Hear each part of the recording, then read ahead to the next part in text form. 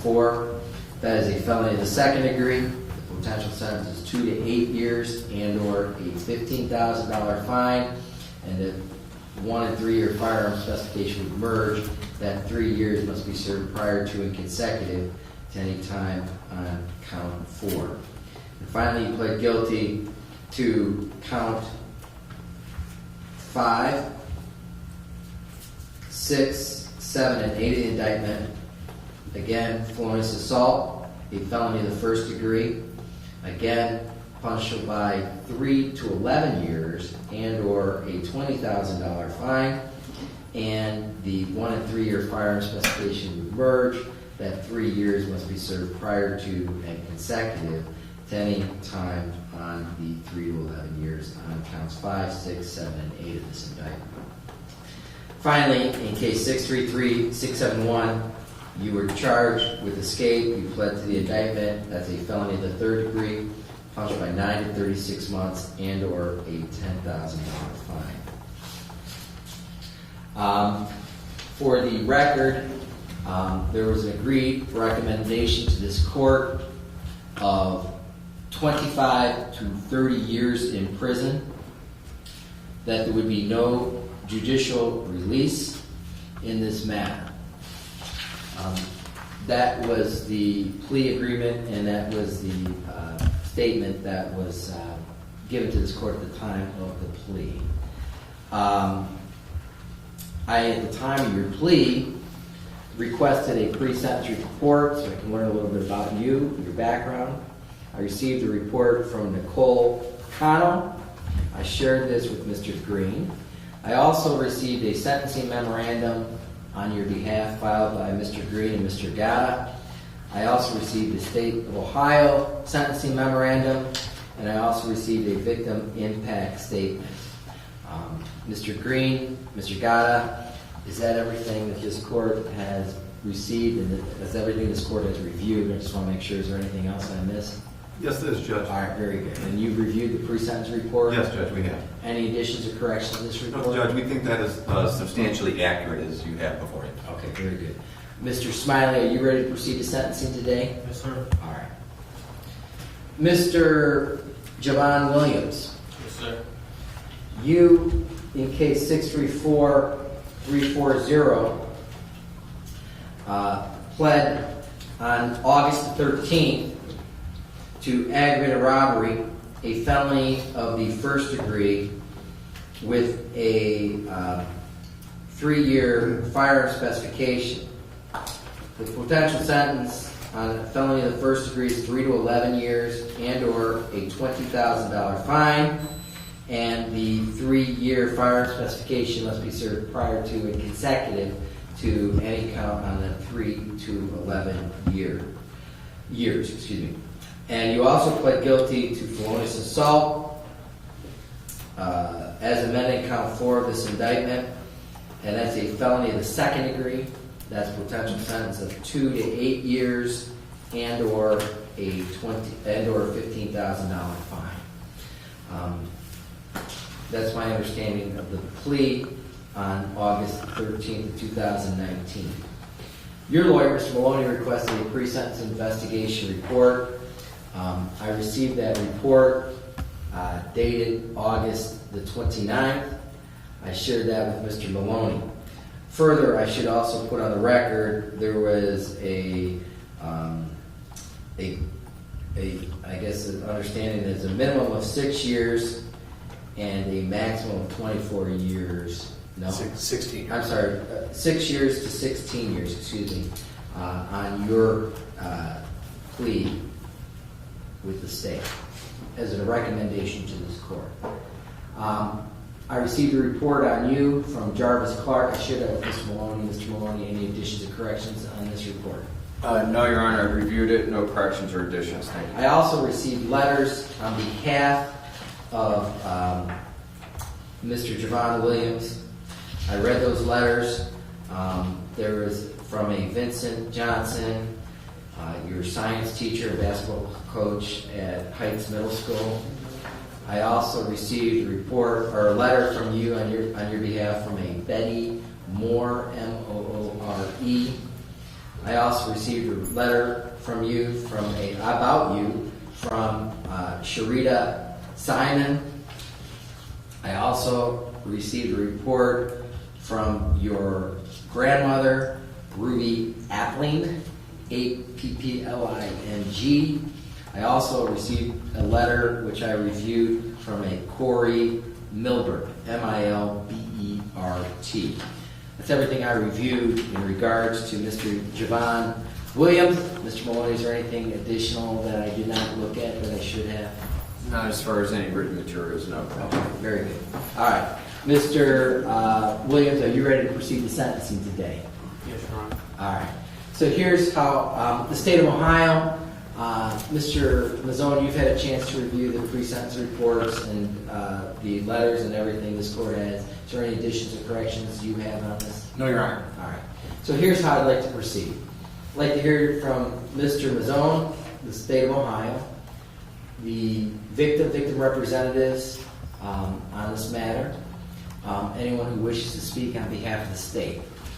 Once I hear from everyone from the state of Ohio, then I'd like to turn to Mr. Green, Mr. Gata, in regards to Shamir Smiley, and anyone who wishes to speak on behalf of Mr. Smiley. And then I will turn to you, Mr. Maloney. I'll hear from you.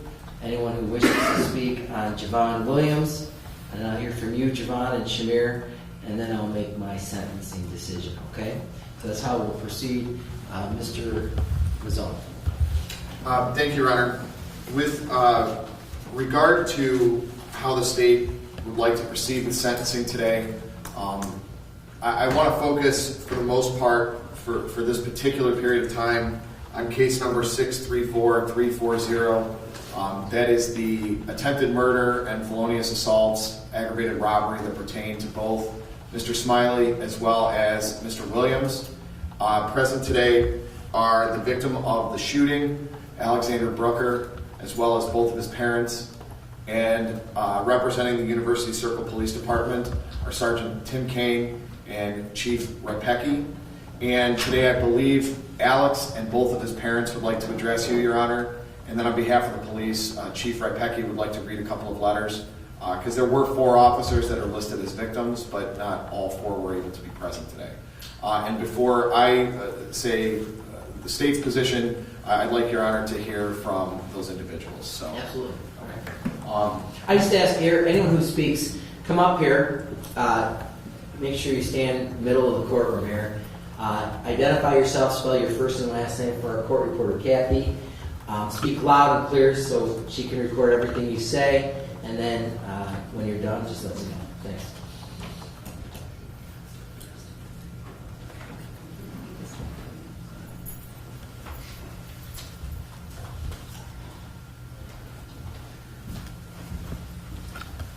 Good morning, Your Honor. Hi, how are you? I truly wish I was Gregory Brooker. Gregory? Yes. Spell it for her. Gregory, Brucker. Okay. Yeah, I should say, I know you're nervous. Please just speak a little slower so our court reporter can record it. Okay. Mr. Brewer. Good morning. I truly wish I was not standing in front of you here today. However, due to this violent and planned attack on my son, we are here.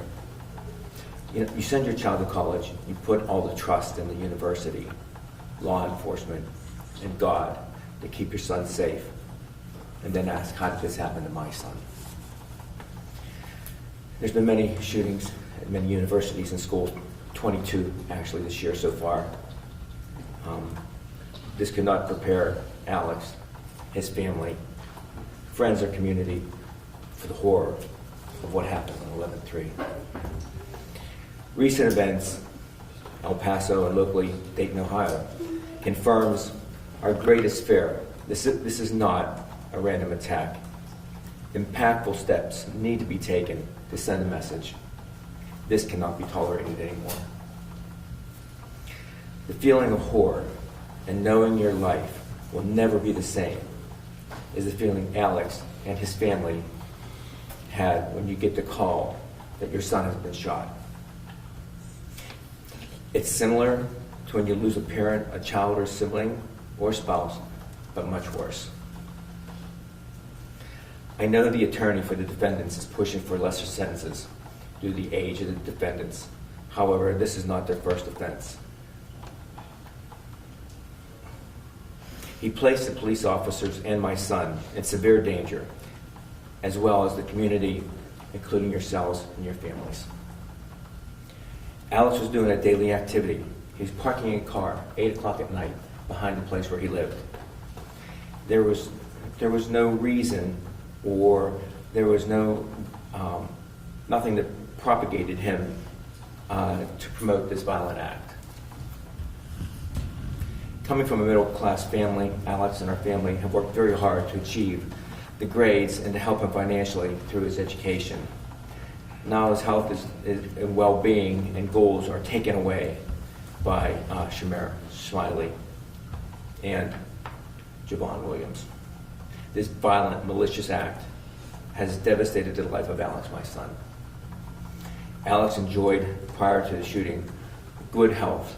He lifted weights, he ran, played recreational sports, he loved to golf, he did events at the school, and he had a very good sense of well-being. This life now has been taken away from him by Shamir and Javon. Alex was an A student with high honors every semester until this occurred. Although Alex tried to return to school earlier this year, he was forced to withdraw. The bullet still lodged in his back, severed the nerve that controls some lower body functions, now presenting major issues. The bullet now moved and is pressing against a major nerve bundle that can potentially add additional irreversible damages. He has to watch every step, every action he takes, every movement to help prevent future damage. Alex now lives in constant pain for the rest of his life. The bullet lodged in his lower back between two vertebrae is not operable. He has been operated on twice for his abdomen to repair the damage the bullet caused. Each time they cut his cavity from 18 inches from hair to hair. Besides that, they also there's another 5-inch scar from the colostomy. There's another scar from the entry to the bullet wound. Could you imagine having a colostomy, living with 35 boys in a fraternity house?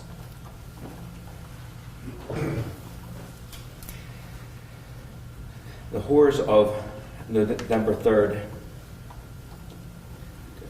has extremely affected his ability to be a physician, a dream and goal from the age of 12.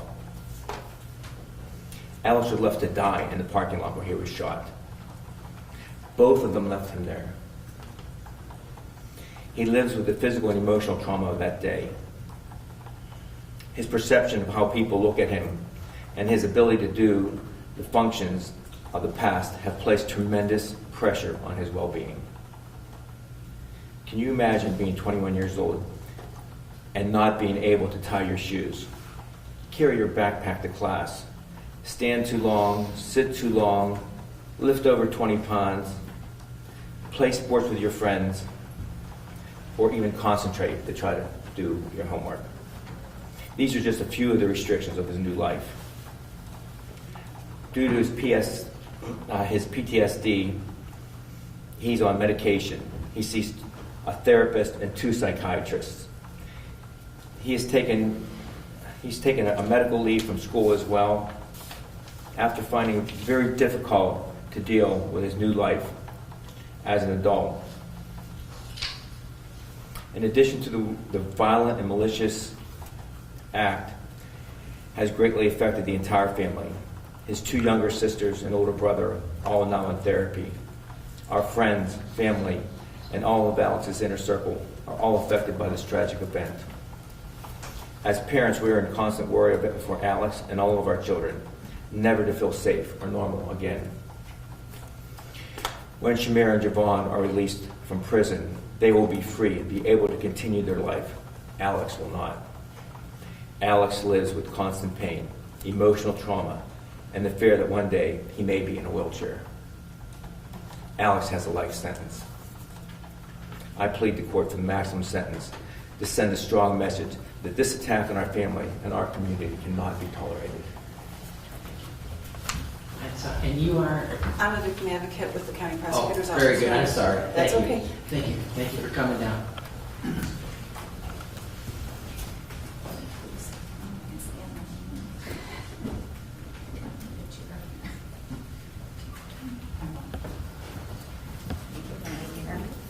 Good morning. Good morning, how are you? Good. Your Honor. Yeah, I am occupied. You want to identify yourself for Ken? Sure. My name is Roseanne. Last name Broker, Broucker. Okay. I hope I get through with it. Okay. Thank you. First, I would like to thank Mr. Bazan and Anita for helping us through all this craziness and their guidance. I would also like to thank the police officers that were there and helped my son and have true, genuine concern for his recovery. They were pretty amazing. On November 3rd, about 7 p.m., I received a text from Alex. He was at Sam's Club shopping. He found his favorite cheese and sent me a picture of his find. Less than 60 minutes later, we received a phone call. Alex had been shot. Wait, what? I had just got a text from him. This has to be some mistake. This can't be true. But it was. As the horror of those words kept repeating in our heads, we jumped into the car and arrived at the hospital to find Alex was still in surgery. I will not repeat the numerous health issues that his dad has already spoken about, but suffice it to say, life has not, nor ever will be the same. Not for his two brothers, not for his brother, his two sisters, his dad, myself, nor even the 25 other students living with Alex at the time. But especially life for Alex. As I look at the charges against the defendants, the most glaring and ironic charge of attempted murder infuriates me. It's as if we are to find solace in the word attempted. There is no difference. They may not have taken his heartbeat, they have taken his life, his future, his physical body, his mental health, murdered. I will not accept any reason, excuse, or explanation for the defendant's actions, nor will I accept any apology. Their apology would not be for what they did, but for what they getting caught doing. Their apology would only be from coming from a place of fear for themselves, not for any remorse of the pain they have caused. Make no mistake, any apology is not for our son's benefit, strictly for their own and for your ears. I hope Your Honor will find them not worth the benefit of doubt or a second chance. I'm asking you to incarcerate these defendants for as long as the law allows. Whatever the range of years that was presented to you on behalf of the defendants could not possibly be long enough. Clearly, they have proven that they are not worthy. A long prison sentence is the only recourse we have. It will never be as long as the life sentence they bestowed upon Alex by their callous, violent act. I certainly don't believe Mr. William deserves a lesser sentence just because he didn't pull the trigger. He left Alex, after he was shot, lying there bleeding to death. His cowardice should not be rewarded. Perhaps he should have chosen a better friend. I feel that I am trying to put a Band-Aid on an open vein, the nonstop bleeding of tears, pain, and fear. It is a heart-wrenching event that happens every day since November 3rd. This act of violence should never happen to anyone. God can have mercy on them, but I ask that you don't. Thank you. Thank you. Appreciate you coming down. Thank you.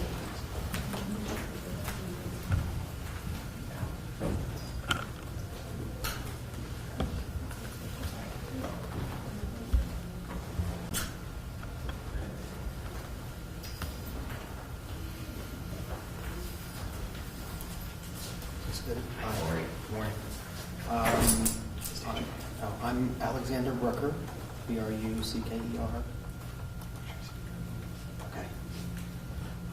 I'd like to start first by, like my parents did, thanking the officers of the University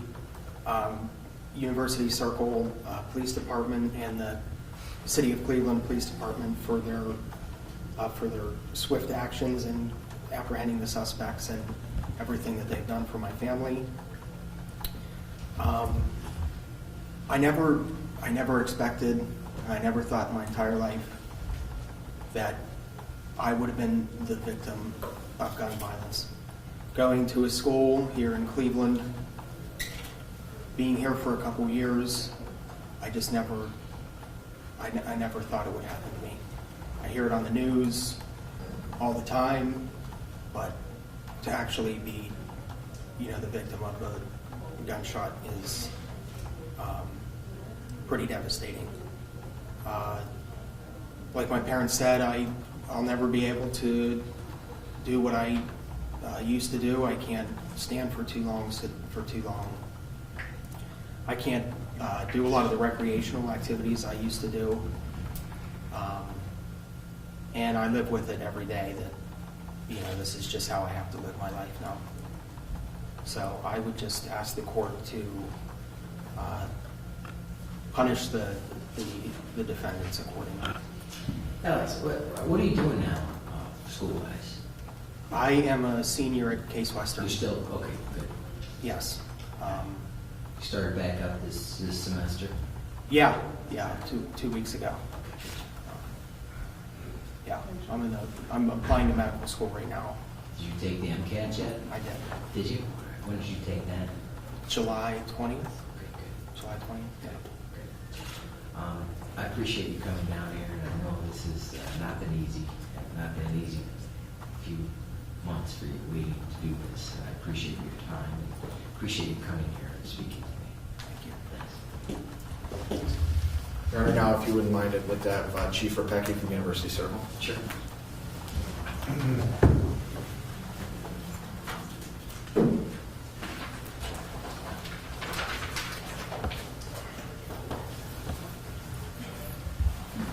Chief, how are you? Morning, Your Honor. How are you? For Kathy, our court reporter, could you spell your first and last name? James, James, Repicky.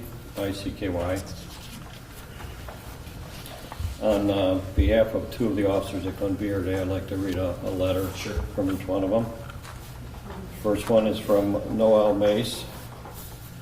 She states, on the night of November 3rd, 2018, is a night that the members of the University Circle Police Department, along with the staff and students at Case Western Reserve and the surrounding residents of Cleveland, will never forget.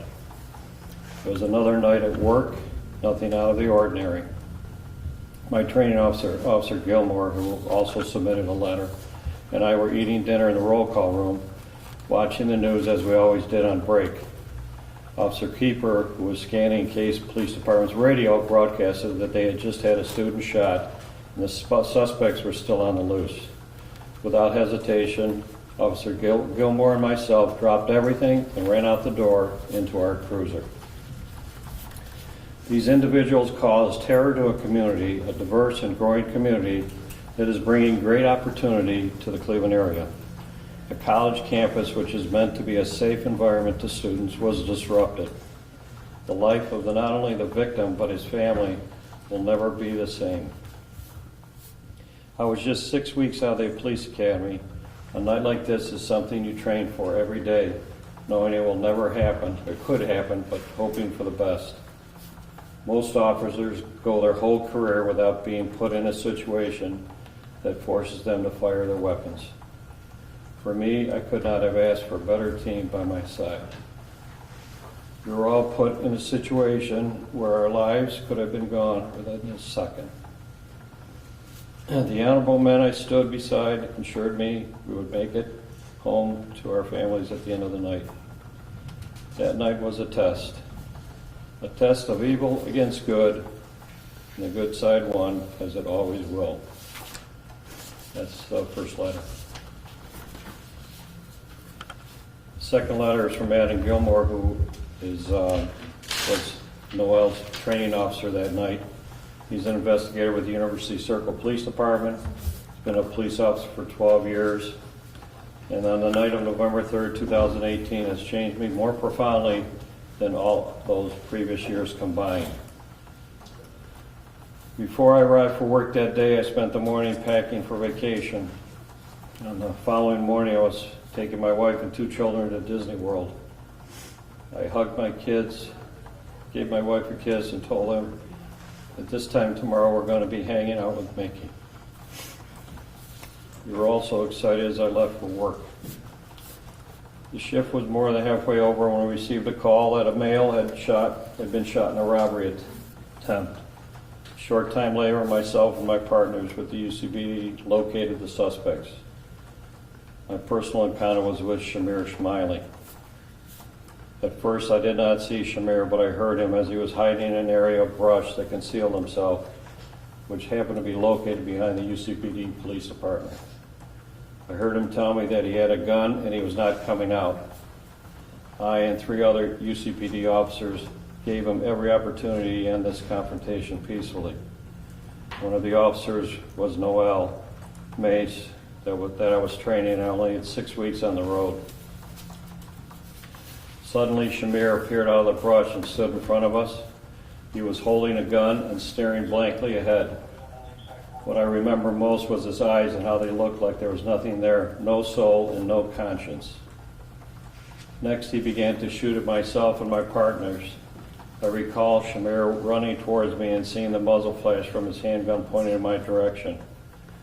I also saw my rookie officer, Noel, fall backwards, and I thought she had been shot. I was horrified at the thought that an officer whom I was responsible for would be critically injured on my watch. Luckily, she was not struck by the bullets that were chasing us, and neither were any of my partners. Very soon after the shooting, I thought about my family and how close I had come to being killed. I didn't sleep that night, and neither did my wife. I can't imagine what was going through her head as I recall the story to her. Hours later, we were in a plane heading to the happiest place on earth, and I felt very conflicted. I was extremely joyful I was alive. I was with my family, but on the inside, I felt angry. I was angry that Shamir put me in that situation. I was angry that he put my family in that situation. It didn't have to end that way.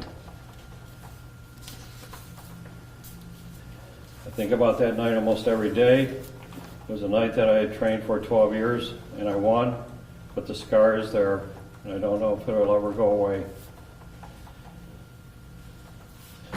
Your Honor, Shamir has shown a violent pattern of conduct throughout his short life.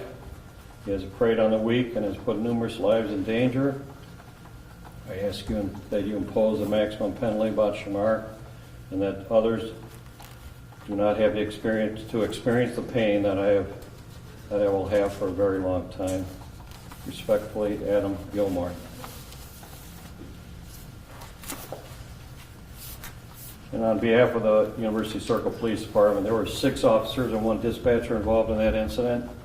It has impacted our entire department, and it will leave a scar on most of our officers directly on the scene that night, and most of all, Alex and his family. And I thank the court for the ability to read these letters. Thank you, Chief. I appreciate you coming down here, and I do echo the parents of Alex and Alex for your help in getting back to the hospital. Thank you. Thank you. Your Honor, on behalf of the state of Ohio at this time, about a year ago, I believe it was September 20th, Mr. Smiley was in front of you on 2, I believe they were a felony 4 and a felony 5, like a grand theft and a receiving stolen property, or an attempted grand theft and a receiving stolen property. And Your Honor gave him a period of community control sanctions with a term to be served at the community-based correctional facility, where Mr.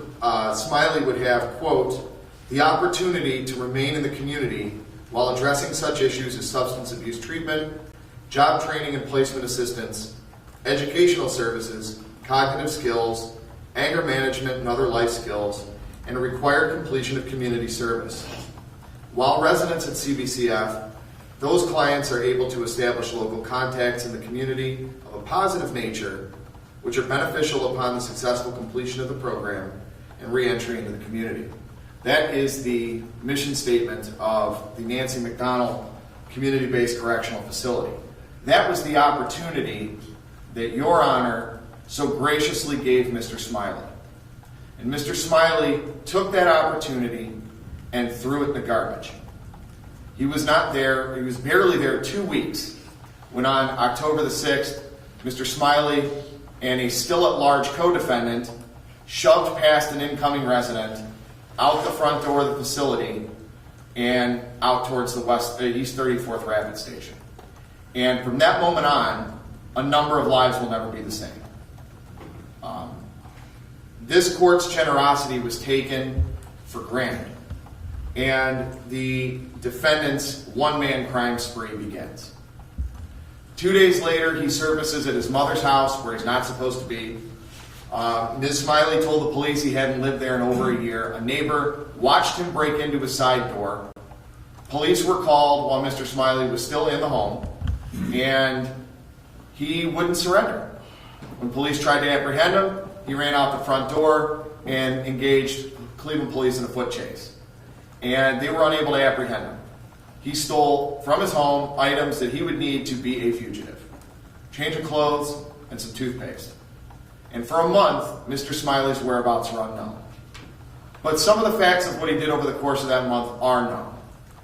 He obtained a firearm, a .380 caliber Jimenez Arms, and he encountered another individual named Javon Williams. And on the night of November the 3rd, I'm not going to rehash the facts for you, Your Honor, but on the night of November 3rd, at least 10 lives were changed, including both Mr. Smiley and Mr. Williams. And, Your Honor, when Mr. Smiley approached Mr. Brooker, instead of allowing him to get his keys and allowing him to get his wallet out of that car, he grabbed him and shot him at point-blank range. He ejected from that firearm a shell casing, which was matched to the firearm that was on Mr. Smiley's hands when he was shot by the University Circle Police Department. Now, Your Honor, a description was given of the two individuals, both Mr. Smiley and Mr. Williams. And as you heard the Chief discuss in the letters from Officer Keeper and Gilmore and from Officer Mace, the two suspect descriptions were given and they ran down Murray Hill towards Mayfield Road. Now, Mr. Williams was apprehended almost immediately. He didn't exactly stop when he was told to stop, but did lead police on a brief pursuit, at which time he finally subdued. And, Your Honor, when interviewed by police, Mr. Williams told them that he gave a ridiculous story and account of events. And we, at one point, actually naming the other individual with whom he was with as Smiley. When police asked what Smiley's first name was, because he had been shot, might not make it, and could be held responsible for his death, Mr. Williams decided, no, it wasn't Smiley, it was a guy named Lorenzo, and I don't know his name. And to add insult to injury, and to further highlight and illustrate his involvement in all of this, when he was booked into the Cuyahoga County Jail by Cleveland police detectives, he had in his pocket several rounds of ammunition that match the rounds of ammunition found both in the .380 Jimenez Arms when it was recovered at the scene of the UCPD shooting, but it also matched the shell casing that was found at the shooting of Mr. Brooker. So somehow a guy who is probably going to come up here and say, I wasn't the shooter, I should get a really reduced sentence, it surely illustrates that, one, he was with Mr. Smiley prior to the shooting, prior to the robbery, he was involved in the planning of the robbery, and he was at least involved in providing ammunition or holding ammunition for Mr. Smiley in accordance with the shooting. The one thing that we know about Mr. Smiley, Your Honor, is that he was not going to go down easily. He illustrated that on October 6th when he refused to surrender at his mother's house, and he certainly demonstrated it when he put the lives of 4 University Circle police officers as well as countless residents in and around East 123rd Street in University Circle when he decided to lay down in a ditch, armed, and refused to surrender. There were 2 independent witnesses, Your Honor, who lived in those townhomes right near that field that heard distinctly the University Circle police repeatedly order Mr. Smiley to come out and put the gun down or they would shoot. Each of the officers told police that the defendant came out saying, "I've got a gun, you'll have to shoot me. I've got a gun, you'll have to shoot me," and came out with the gun drawn. Mr. Smiley's actions brought about that volley of shots that put his own life in danger, as well as the danger of the residents of all the other surrounding homes. And Your Honor, there is another case here and another victim that needs to be acknowledged, and that victim is Fang Wu. Mr. Wu was a delivery driver for Panda Walk, a Chinese restaurant located in Lakewood on West 117th Street. He was robbed in March of 2018, and it was an unsolved robbery until the defendant, Mr. Smiley, was apprehended in the fall and had a DNA sample submitted into the CODIS system, a DNA hit on I believe it was on a snow brush that was used to fend off the 2 attackers of Mr. Wu. Mr. Wu was going to make a delivery. He went to brush snow off his car with the car running when he was approached by 2 individuals. One of those individuals jumped in the driver's seat of the car, and when Mr. Wu tried to pull him out, the second individual came up with a taser or some other sort of stun gun and attempted to put Mr. Wu down. They were unsuccessful, but they did get away with the car. Mr. Wu was able to hit both of these individuals with a snow brush, and that's how we come to Mr. Smiley. And Mr. Wu was so traumatized by this act that within 6 weeks of the robbery, he went back to China. So he wanted nothing to do with this country or the American dream. Your Honor, I highlighted in my sentencing memorandum why a 30-year sentence for Mr. Smiley is the only appropriate sentence. And Your Honor, within that, the consecutive sentences are necessary because this is part of an ongoing course of conduct. Not only the actions between his escape from the CBCF on October 4th through the shooting on November 3rd, but it demonstrates Mr. Smiley's ongoing criminal activity that occurred in March of 2018, and then we had the 2 cases that he was arrested and charged with that he was sentenced for in September of 2018. And Mr. Williams, Your Honor, a 16-year sentence is necessary for him because he was involved in the robbery, because he's complicit in the shooting of Mr. Brooker. Your Honor, a clear message needs to be sent. College is a bubble, but sometimes that bubble is unfortunately burst by individuals that have nothing to do with that college community. The Brookers live in Pittsburgh, Pennsylvania, or outside of Pittsburgh, Pennsylvania.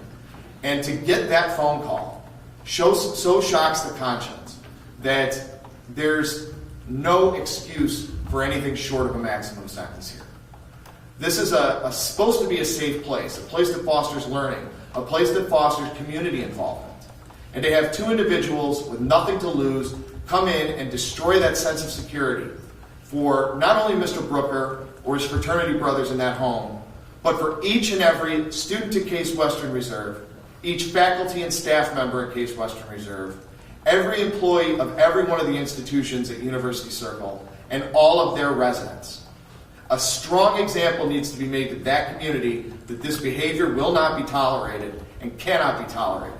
The state asks respectfully, Your Honor, for the 30-year maximum sentence per the recommended agreement with no judicial release for Mr. Smiley and a 16-year sentence for Mr. Williams.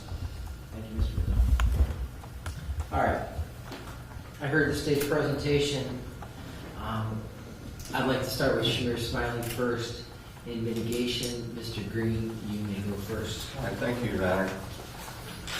Your Honor, I'm going to talk a little bit, just to give you where we're at, I'm going to talk a little bit about the nature and circumstances of the offenses, point out some things.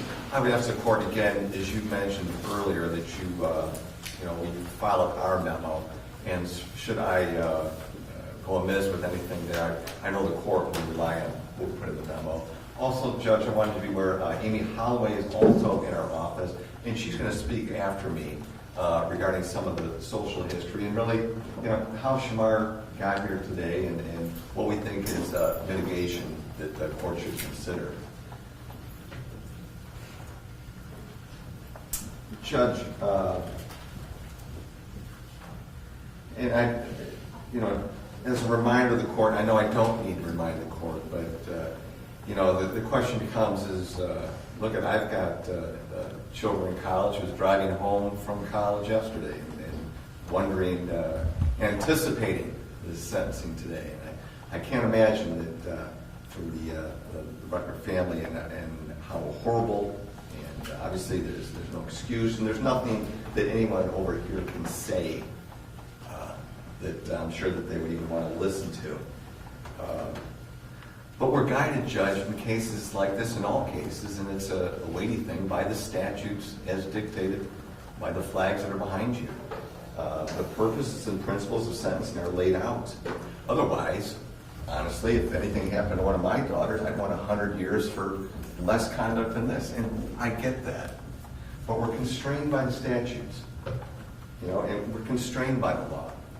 And Judge, you're going to read this, I know, at sentencing, that the overriding purpose is to punish the offender and protect the public using the minimum sanctions. Minimum here is 25 years. And although it sounds, when we say minimum, like, oh my God, don't give them the minimum. How can 25 years be a minimum sentence? It's not a minimum sentence.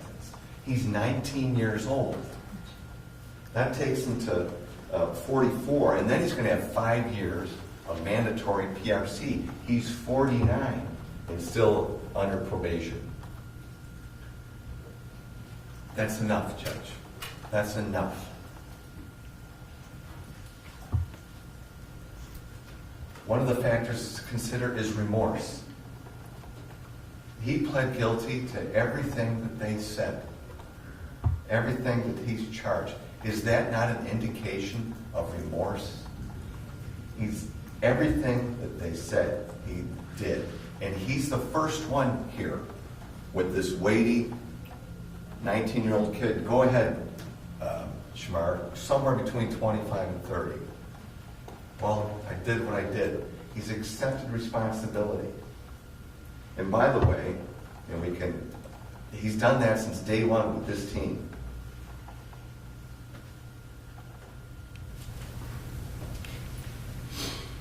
My 31 years in this system, I can say this, and I know that this court has seen this, and others that work in this system have seen cold-blooded, vacant-eyed, ruthless, soulless persons that stand in front of you. When I can attest, what Mr. Goddard can attest, what Ms. Holloway can attest, will try to articulate, is that he's not one of those. Why is that important? Because 25 years is going to be enough punishment if you're not one of those. Not excusing what he did in any of the cases, but there is hope that when he is in his late 40s, okay, that he can come out better. And he'll have paid a significant price. He's 19. He's going to do his whole life plus another 6 years minimum.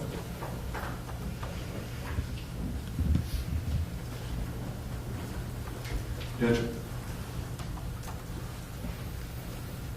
when you look at the offenses, and Ms. Holloway is going to talk about this in more detail, but I point out, his juvenile adjudications are really, they're not so bad as we've seen. When you look at his history, and it's really a 3-year span. They're not the most, this is just more recent stuff, So I think it tends to show that he's less hardcore. It sort of corroborates my assertion to you that he isn't the vacant-eyed, cold-blooded.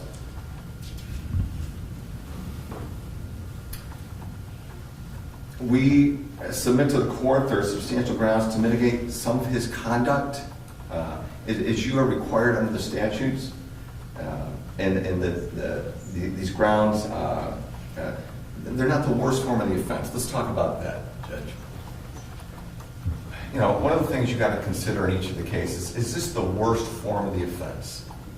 Well, when you go through them and look at the March 8th, 2018 robbery of the Chinese, you know, Mr. Wang Fu, when we look at it, okay, and when you look at the seriousness factors, okay, I would argue that it's not more serious as contemplated under the statute. There was no signs of injury to the victim, and he declined medical assistance, and for what that's worth. But still, that's what the statute requires you to do. Not to excuse it, but you got to measure up against other robberies. Judge, look at the escape from the CBCF. They just simply walked away. They walked away. Nobody was hurt. Nothing was broken. I mean, you can just walk away from the CBCF. It's not the worst form of escape, is it, Judge? And then regarding the case with his mother, who sits here in the front of the room, I mean, yeah, he pled to a burglary, theft of item. He left the CBCF and went home where he's on the lease, and got personal hygiene items. I can tell you, his mother doesn't want him to do any more time because of that plea, okay? She will tell you that 25 years, as far as she's concerned, and that charge is quite enough. I would submit to the court under the statute that it's not the worst form of the offense. What it shows you is you still have a kid, essentially. You still have an 18, 17, whatever it was at that point, 18-year-old kid that doesn't have it together. As Ms. Holloway is going to bring up, still doing kind of stupid stuff.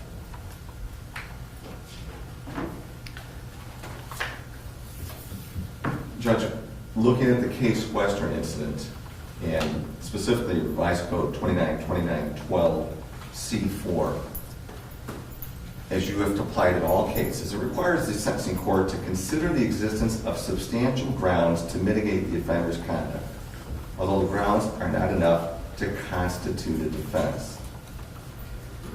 That's a relevant factor indicating that the offender's conduct is less serious than the conduct normally constituting the offense. There's no question, I'm not going to, regarding Mr. Bruckner, that is serious conduct. We agree. But Judge, the other part of that case, and what I want to make sure that is clear to this court, okay, and this would have been the only reason that we could have tried this case, but we didn't because of the law. In that field, in the Little League, okay, all he tried to do was shoot himself. He did not shoot the .380 at anyone. Not any of the police. Didn't shoot. Now, we get that. We understand, or we can understand. God bless them for what they're doing. There was not one .380 shell found. They searched that night. They searched the next day. They went out with metal detectors from BCI to find a .380 shell, Judge. There wasn't. There was a live one found right where he was shot. Don't get me wrong. We understand that. You know, he created the situation, regardless of what transpired. It was dangerous for the community. It and he gets that. But what I get back to is what I earlier started with. There's hope for Shamar Smiley, okay? There's hope how young he is. There's hope that he can change within the 25 years. That's what I'm trying to get at, Judge. Okay? It's not that, obviously he's responsible for the situation, but he wasn't shooting at the police. And that's been a bone between the state and the defense since, but given the gravity of the other things that he did do, for what it's worth at this point, Judge. But I just think that it tends to go to our argument that 25 is enough.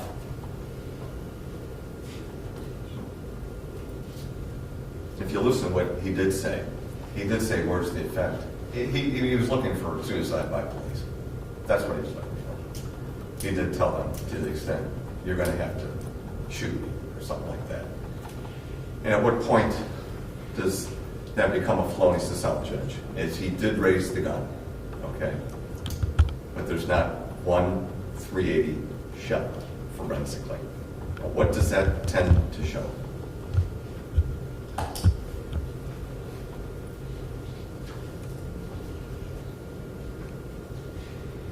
So, given that, Judge, Ms. Holloway is going to talk next about Shamar.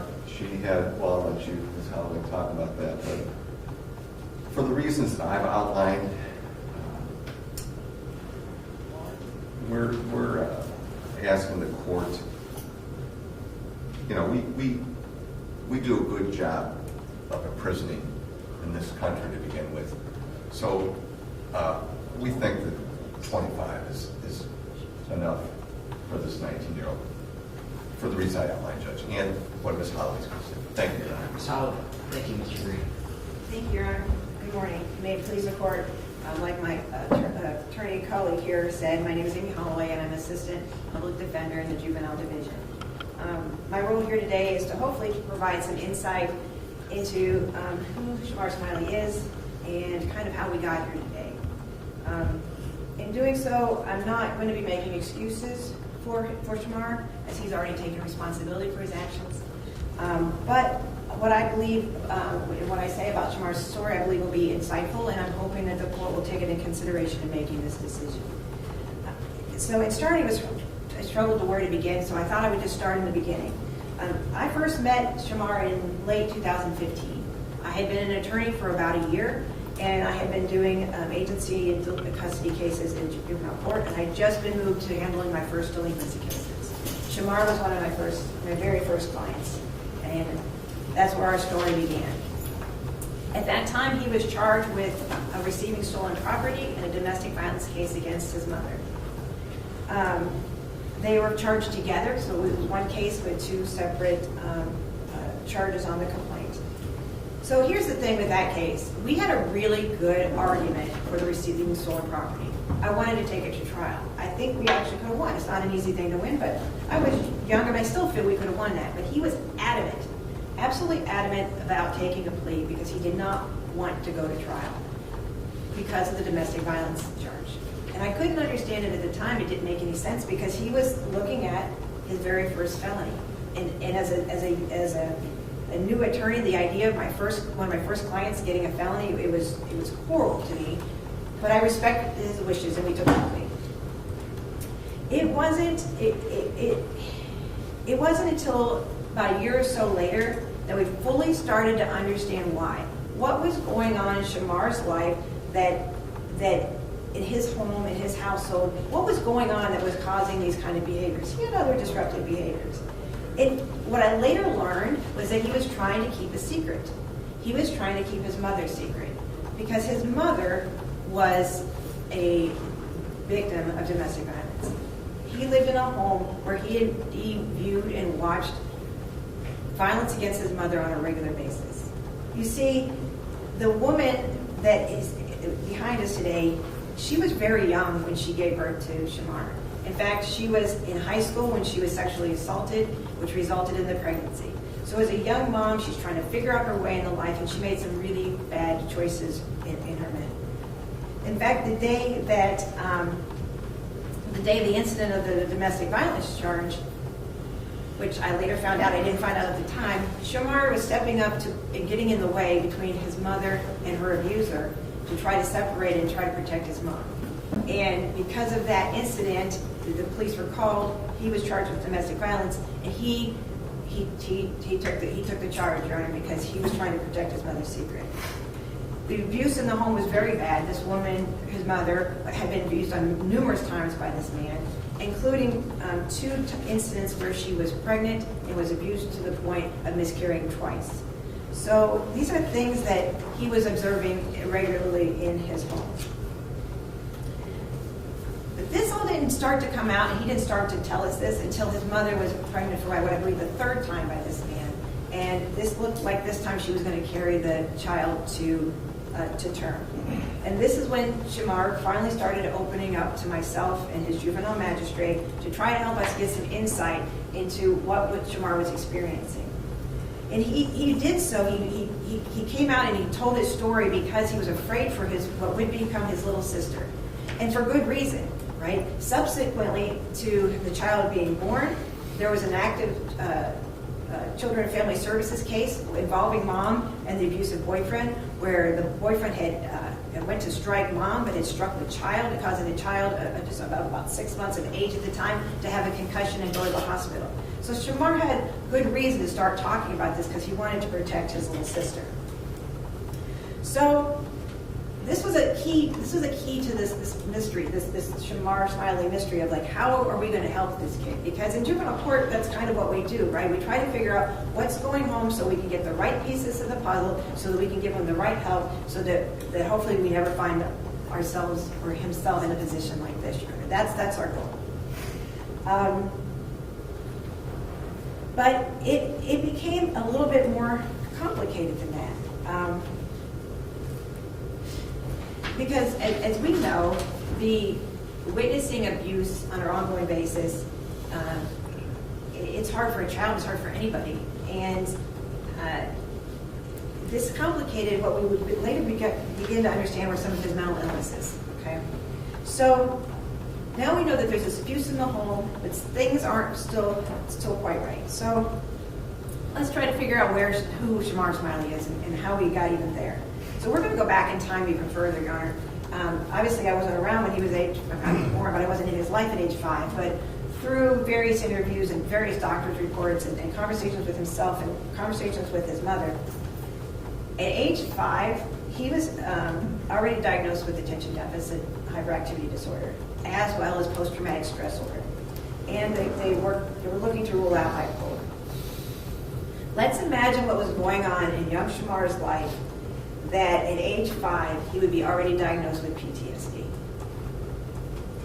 We have since learned that obviously he was a child of rape of his mother.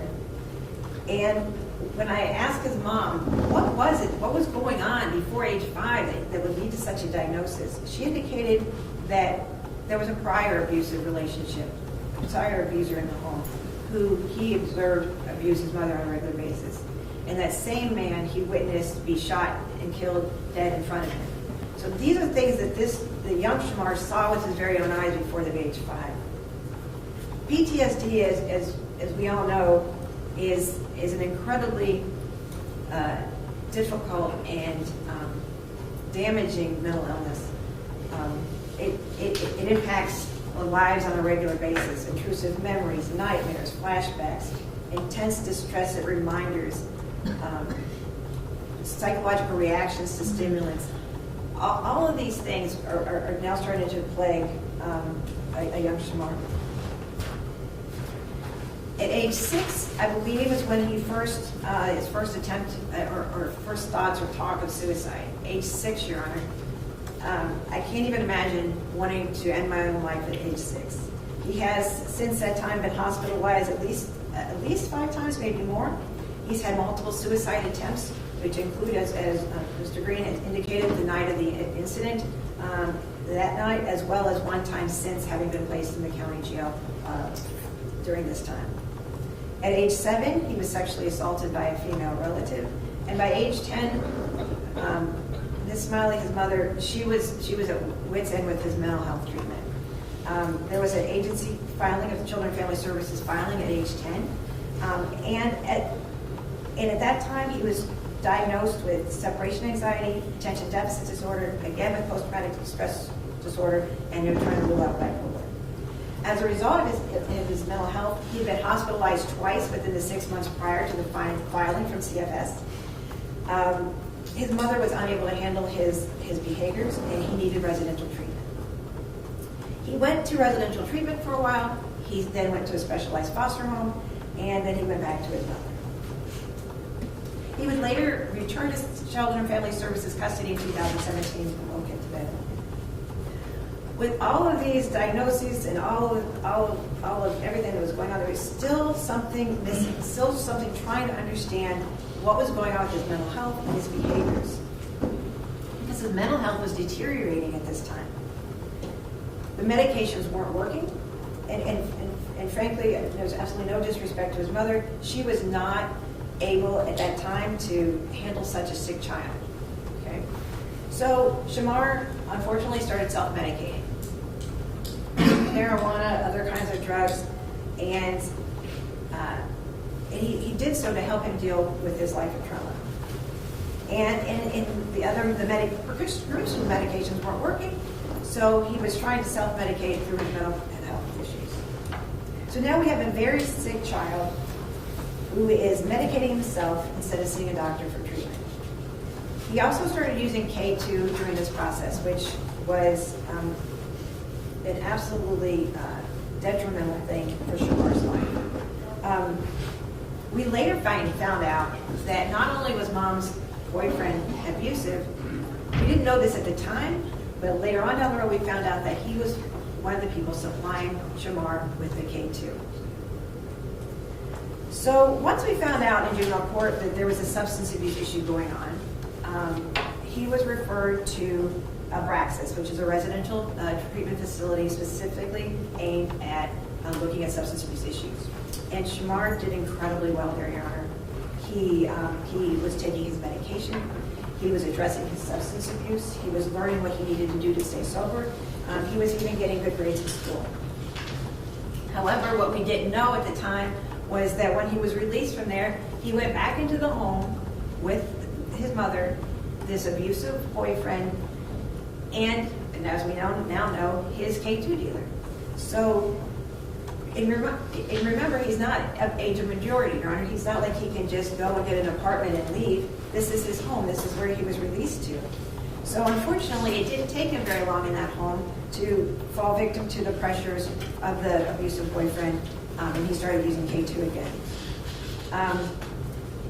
While he was at Abraxas, Shamar hurt his arm. However, that was exasperated by, and he got hurt very seriously with his arm with a physical struggle with the abusive boyfriend.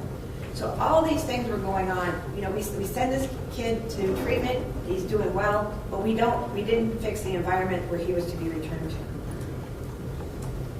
So again, we send him back to the same environment.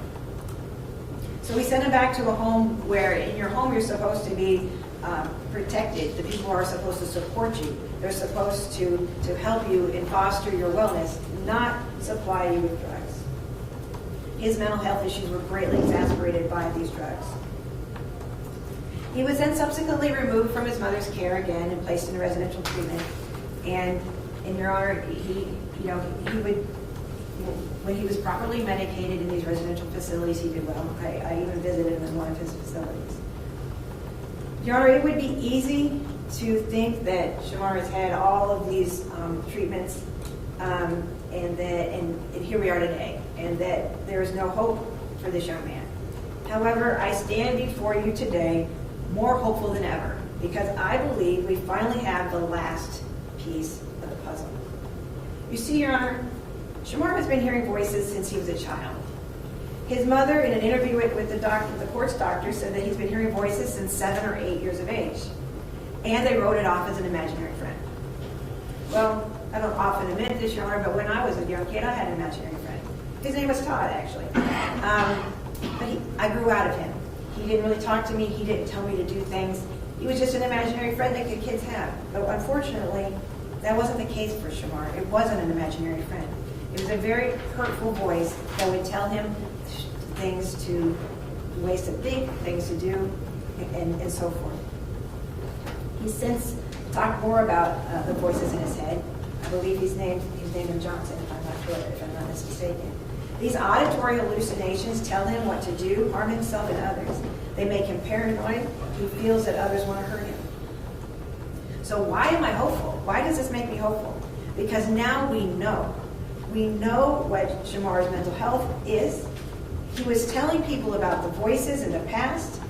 There are even suggestions that here and there they started to kind of treat him, but they never fully gave him a diagnosis. And they never gave him the right injectable medication that would have caused him to be medication compliant and have a constant level of medication in his system, which is what experts believe he needs in this area.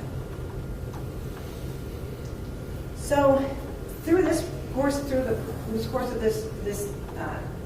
these matters, he's been diagnosed. His new diagnosis includes a form of schizophrenia, continued diagnosis with the PTSD, a depressive disorder, as well as cannabis and hallucinogenic drug disorder, which the use of the hallucinogenic drugs and the cannabis obviously exacerbate mental health. And anyone that self-medicates often feels like these drugs help, and they may help for a minute, but however, they in the long term are not helpful. We've also come to learn that schizophrenia runs rampant in his father's family. Numerous aunts and uncles have schizophrenia, and most closely related to him, his father's father, his paternal grandfather, heard voices and took his own life because of the voices he heard. So now we have all the pieces of the puzzle. He can now get, through this court's help, the proper medication to address his mental health, and which goes hand in hand with the proper and the appropriate substance abuse treatment that he also needs. These are both services that he can be provided once incarcerated. 25 years, Your Honor, is enough time to accomplish this. We are looking at a 19-year-old here today. By all accounts, he is still developing mentally and physically, and in 25 years, he will be approaching his 45th birthday, as opposed to approaching his 50th birthday. And for someone who just celebrated their 50th birthday, as I did on Saturday, there's a big difference between approaching your 45th birthday and approaching your 50th birthday. And I myself was waiting on bar results of approaching my 45th. So there's a lot to be accomplished in those years, and there's a big difference between those two things. Your Honor, I wish you had the opportunity to get to know this young man beyond what you see on paper and what you have here before you today. I will tell you that I'm here today because he's probably one of my favorite clients I've ever represented. He is incredibly loyal. He held his mom's secret to his own detriment. He is highly protective of his family. He only broke that secret when it came time to try to protect his little sister. He cares deeply for his family. He has always been that way. He cares deeply about other people. He is incredibly remorseful for his actions that have led us here today. And he's desperately hopeful that he gets the right treatment and that he can begin to hopefully begin to feel normal. Your Honor, on behalf of Shamar and his family, I am hopeful that you will take all these things that I've said here today and consider the sentencing to only the 25 years. As we now have all the pieces in the puzzle to get him the help he needs, and I think 25 years is more than enough to accomplish this. Thank you. Thank you, Your Honor. Briefly. Thank you. Your Honor, again, just to kind of summarize everything that Mr. Breed and Ms. Holloway have said and to tie it all together, we present all this to you not to excuse Mr. Smiley's conduct. Mr. Smiley has taken responsibility for his conduct, and he has done so with Mr. Green and I for some time now. It is to explain his conduct and shed some light and try to tell you as best we can Mr. Smiley Shamar's story. It is to try to explain that as Mr. Green and I sit with Shamar in the holding cells and in the jail, it's not the cold, callous eyes that were described in one of the officers' letters. There is a conscience and there is remorse there. Throughout those meetings, he would frequently ask us how Alex, Mr. Crawford, was doing and concerned about his well-being. Again, not to excuse his conduct, only to explain it. And then he's talked to us about knowing he was facing a significant amount of time, a huge amount of time in the coming days when that would be, when this court would sentence him. He had plans. He wants to go to the Department of Corrections and teach younger kids who come in after him not to make the same stupid mistakes that he did, and to teach them how quickly you can kind of take your life down an irreparable path. And Mr. Smiley Shamar has shown remorse, and Your Honor, we would argue to you that the 25 is enough time. As Mr. Green said, that is not a minimum sentence for a 19-year-old. Thank you. Mr. Green, I allowed you 3 lawyers to speak. Any of Mr. Smiley's family, or if they wish to speak, they are welcome to. Same option. Thank you, Just Judge. come up here. I think his mother, do you want to speak? Come on I up. think his mother wants to. Identify yourself. Speak loud and clear for our court reporter. And first of all, say your name. Okay. Cher Smiley, S-H-E-R. Last name Smiley, S-M-I-L-E-Y. Good morning, Judge.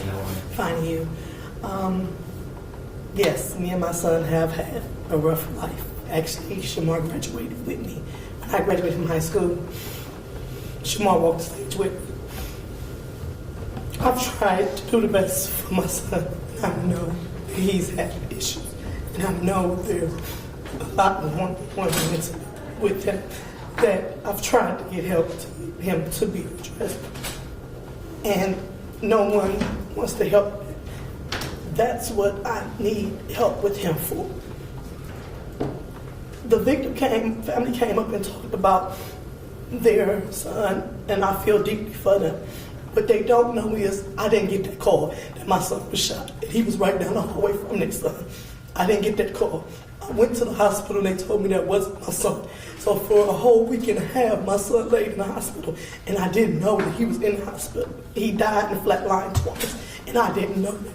So from my perspective, it hurt me because I didn't get the same courtesy call to say, yes, this is your son. He is in the hospital. Do you want to give blood? Do you want to give us any medical history of him or anything? I didn't get that because they felt like my son was a hard criminal and this is all he deserved. That's okay, and I understand that. I'm here for my son. I'm here to have his back and for him to know if he does 25, 35, me and his sister will always be here. She's 2 now. By the time he get up, she will be grown. And hopefully she will be able to do better with her life. And maybe she will be able to be there for him when he gets out. But on behalf of me and my mother won't be there. By the time my son gets released from jail, my mother will pass on because of her health issues and her age. And those are the things that we have to deal with because of the things that happened and took place on this day. Smiley, thank you for being here. Thank you.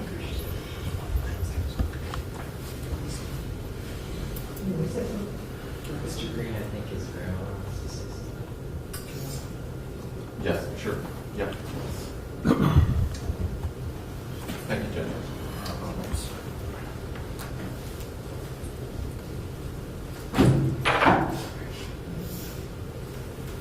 Good morning. Good morning.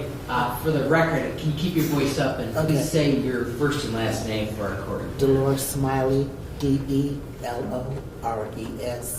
S-M-I-L-E-Y. The first thing I want to say is I'm sorry for everything that happened to their family. I'm deeply hurt that Shamar would do such a thing, but he was doing drugs. The look on his face was not a look that he was trying to harm nobody. It was a drug look. He had that. He was on drugs. He was trying to get more drugs. He was trying to get higher. That's his problem. He has a problem with drugs. We tried to get him help. He has a mental health problem. If he doesn't take his medicine, this is what happens. The drugs and the medicine, they don't mix. And also with Shamar, I don't know. We did what we could do. What we have to do is system is taking our young black men and throwing them into jail. They're doing crimes, but these years that they're giving them, they're not giving them a chance. I know the plaintiff is a plaintiff. He has been hurt, but my grandson is also hurt. We'll never be able to, straighten him out unless we get some help for him. We need more mental health. We need more drug programs. We need help. Or our black men, our black boys are going to be in jail, just piled up on top of each other, doing nothing, just sitting there. They're not doing anything. They're not being rehabilitated. They're not having programs. They're not doing anything. They're just sitting there getting worse, getting more evil, getting more thoughts of what they can do. We don't need that. We need some help. We need the system to work for our young black men. And right now, it's not, because we throw them in jail, giving them 30 and 40 years. 30 and 40 years is life. That's life. That's all I can say. It's life. I know the plaintiff was hurt and he was injured, but I know he too would think 30 years, that's life. That's like somebody would kill somebody. And sometimes murderers don't get that much time. I love my son, my grandson. I truly do. He has issues, he has problems, but I truly love him. And like I said, we have to get some help for our young black men. Thank you, Ms. Mann. I appreciate you coming in.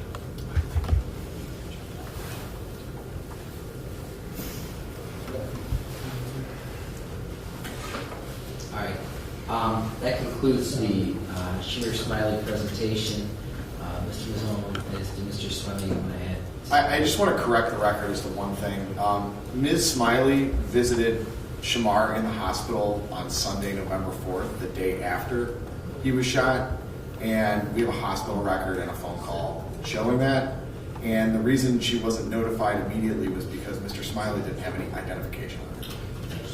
All right. I went to the hospital. That's okay. Thank you. All right. We'll now go to Mr. Javon Williams, Mr. Maloney. Thanks, Your Honor. I'll have a few quick comments, and then if it's okay, I do believe a pastor friend of Mr. Williams' family and at least one other member of the family would like to speak. Could that happen at the close of my comments? Absolutely. All right, and then my client, of course, wants to make comments. I'll allow both Shamir and Javon to say something at the end. Yeah. Thank you. Your Honor, this is exactly what you think. It's exactly what you've heard from the state and Mr. Green's defense team. It's completely senseless violence. I know you're tired of hearing it. I'm tired of saying it. Mr. Mazzone's tired of saying it. Mr. Green's tired of saying it. But it's just true. This is one more example of senseless violence. However, there is the law.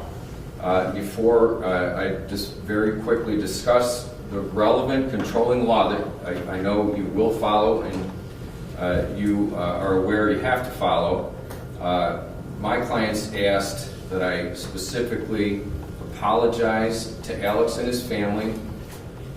If I need to say it, and he will say it, if he had this to do over again, even though it's not as simple as wrong place, wrong time, I wish it were that. It's very close to that in my client's circumstance, Judge. He wants the family and Alex know this was never his intention. It was never his plan that anyone got hurt on the night of this incident. And of course, the obvious and simple truth is exactly what Alex and his parents have expressed to the court. This was loaded with risk. This is exactly what goes wrong when young men have a gun. And there is no explaining away. I'd love to say that my client knows how Alex and his family feels. That's not true. No one does. Only parents know how this feels. Only Alex knows how this feels. It's important, and my client asked me specifically to share, and he will do this himself, that this was never his plan, and he regrets exactly what ended up happening. Judge, the state does agree with us. Mr. Mazzone implied that my client's role in this was no different than Mr. Smiley. That is not correct. I say this with all respect. They agree with us his role is different. That's why they agreed to the plea arrangement different than Mr. Smiley's. That's why the range of sentences that we have jointly recommended to this court is different than Mr. Smiley's. And I'd like to just review some simple facts and reasons that that's the case. Judge, if my client went to trial on the aggravated robbery and was convicted, the maximum sentence he could receive is 14 years on that count. I understand there were other counts indicted, including an attempted murder. Obviously, that's why the negotiations went the direction they did. But that fact matters. In the end, this was an aggravated robbery. If my client was convicted of that offense, he'd be looking at 3 to 11 plus 3 years on the firearm. I'm just pointing out the legal circumstances, Judge. And my client, it does matter. These facts matter. My client did not shoot the gun. He did not hold the gun. He did not threaten Alex with the gun. He is complicit in the conduct, and that's why the law holds him responsible for this conduct as a complicitor, as an aider and abetter, because this is exactly what happens when you go along with a gun and participate in a robbery. That's why the law it dictates what it does. We know that, but it mattered that he didn't fire this weapon. Judge, I don't know at what instance this changed from a robbery, and I don't mean that the robbery wasn't serious and bad enough, of course, but I've reread these police reports 100 times. I do not understand what changed, what happened at that moment that Alex was shot. But my client didn't fire this weapon.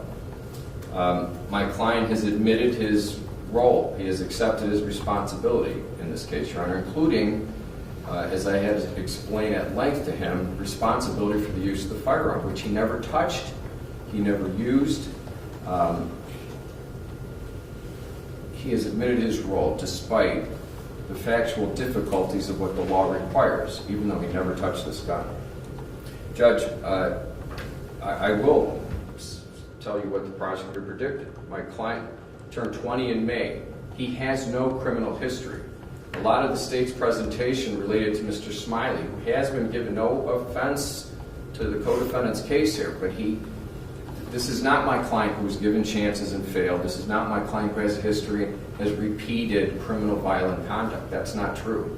He turned 20 in May. He has no record, juvenile or as an adult. As he'll very briefly tell you in a moment, while he appreciated the risk, Your Honor, he didn't intend that anyone got hurt in this case.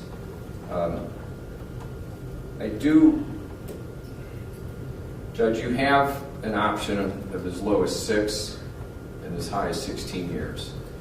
And I don't know what the worst form of this offense, it sounds bizarre that we talk this way, the worst form of this offense versus the least serious form of this offense. Alex Parker was shot. That makes this bad enough. But my client's role and his history matter. Those are the factors. Legally, that's what you have to consider. And he, again, he had to understand the legal concepts, and he accepted what he did. He accepted his role in this case. he was not around for this incredibly dangerous shootout after this, Judge. My client went one way, Mr. Smiley went another. Again, a lot of what you heard at the time, leading up to, and then what followed, was not my client, Mr. Williams. Again, it matters. Those facts matter. If it's okay, Judge, I'd like at least, I think, two of the family members, or a pastor and a family member, Sure. talk to the court at this point. Same rule, just come on up here, identify yourself, Thank you. and say your first and last name.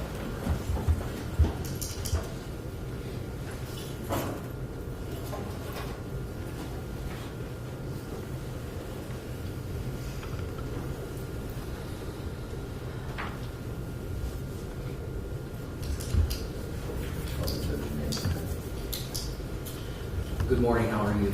Good morning. Good. Right on there, good, so she can see you and you guys can hear you. Can you identify yourself? Yes, my name is Ruby Appling, spelled Aura, U-B-Y, A-P as in Paul, P-L-I-N-G. First of all, thank you for this opportunity to come and speak on behalf of my grandson, Javon Williams. And I also would like to say that I'm truly sorry for what happened with the family. And I'm sorry that I don't recall their name, but they do have my sympathy. I'm truly sorry for what transpired with your son. I regret that and I sympathize with you. But Javon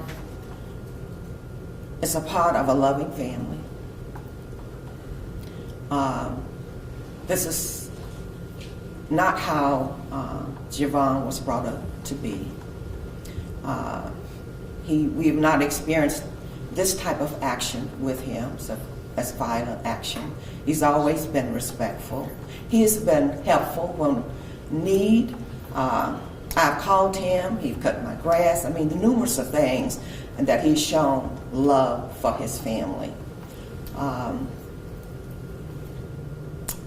don't know how this came about, but that is not the type of individual that Javon has been taught a brother to be. And we're just asking for leniency and consideration. This is his first time being involved in this, and we know that it's a serious situation, and it's, but we're just asking you for leniency. Thank you for coming down, I appreciate it.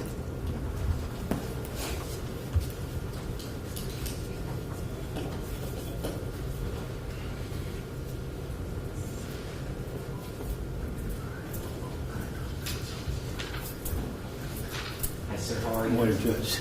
Arnett Thornton, Can you spell that for our court reporter? A-R-N-E-T-T, Thornton, T-H-O-R-N-T-O-N.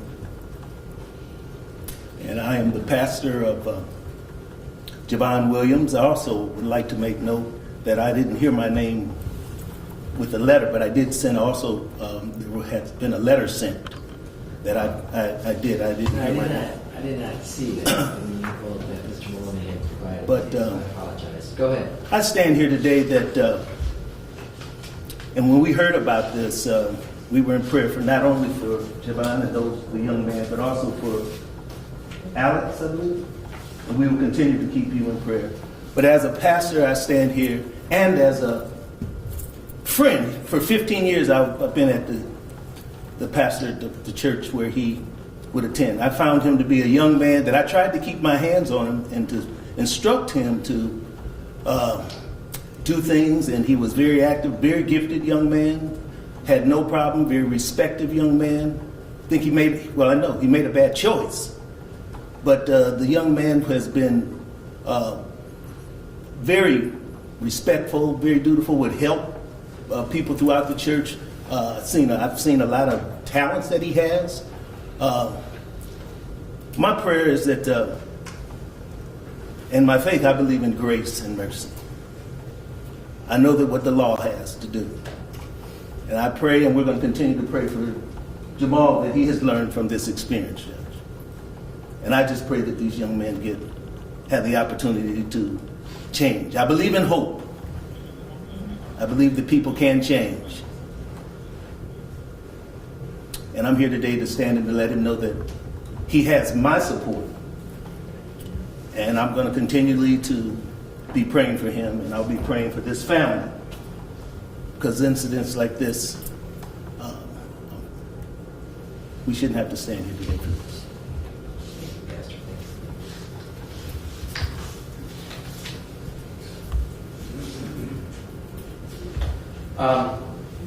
Mr. Maloney, does that conclude your present? Oh, there's someone who wants to speak. Oh, I'm sorry. Judge, your name. Same role for you. Step forward. Who are you? Identify yourself. Hello, I'm Cashae, Cashae Anderson, and I'm the best friend of Juwan. And on behalf of the family, we are sorry. This is not him. The choices that he has made does not come close to defining who he is. I've been best friends with Juwan for going on 8 years now, and I remember growing up, going to the Word Church, you remember them days, just having fun as little kids. And as me growing up, he was the only male that I trusted, that I loved, that I would still only trust and love. Times when I was in need, I would call him, and he would help me. He's not like this. The choices, I'm sorry, this is just a lot. It's just hard just to see him like this, because you know this is not true. This is nowhere near you, near the family. This is not how he was brought up. It's just crazy. And I'm just sorry for everything. And I'm sorry. I'm sorry. I really do.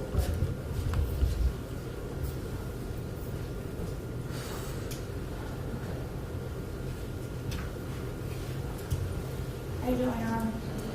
And you are, identify yourself. Janae Banks. Spell it. JA''NEY. Last name Banks, BANKS. Who would you like? Who are you to Javon? I'm Javon's probably the closest friend. His first love, everything that one of the closest people to his family also is to him. I want to speak to you on behalf of Javon. I've listened to both cases. I've listened to the family, and I've also listened to everything that has brought against you as the judge. I want you to also know that the impact that it's took on the family, Javon has also impacted on numerous situations. As far as me and Javon's relationship, I have also been in a tragic trauma experience where Javon has been by my side forever. Since we were 8 years old, Javon has been by my side. And whatever you sentence him today, he won't be with me. And I'll have to experience everything again by myself. I was in a fatal car accident. My best friend passed away through a semi-truck. I'm sorry, I'm just shaking up, but I've had Javon through numerous experiences. Javon has been with me through domestic relationships, not with him, but with other people, and he's been there for me. His mom has been there for me. Javon has fought for me my entire life, and in this moment, I have to fight for him. So I want you to take into consideration everything. Shamar has got a first chance, and he's going to take his consequences as such. I want you to be lenient and be very explicit on what you're going to do with Javon's sentencing. He's 20 years old. This is his first offense. He has a strong family. He has people fighting behind him that's been fighting for him his entire life. This is not a game. Black people fight against the court and the justice system their whole lives. This is serious. This is a serious matter towards this family, and I'm sorry, and I'm truly deeply hurt that this has happened. But please take into consideration the role that Javon has played in this trial. Thank you. All right. I've heard, that's everyone I've heard from in regards to Javon. I'm going to allow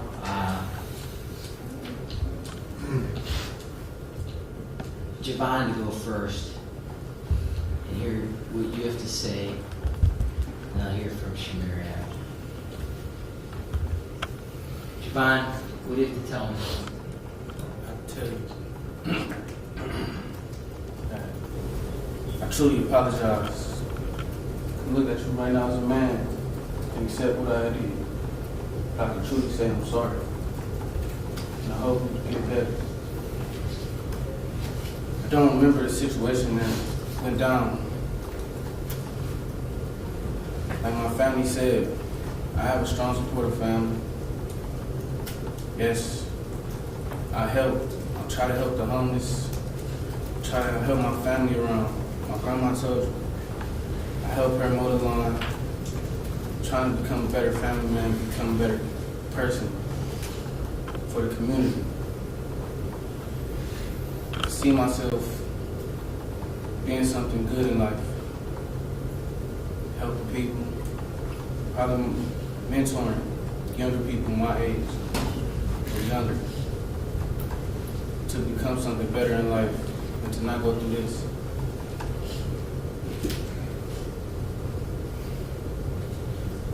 Javon, how did you know Shamir? How did this whole start? How did this whole thing start with you? How did you get involved in this? And be honest with me. Try to help somebody. You trying to help Shamir? No, listen. He came to me as a friend, telling me about his situations. That he would kill himself or all this, that. Me being the good person that I am, I'm trying to help him to not do the certain things to try to become something better in life.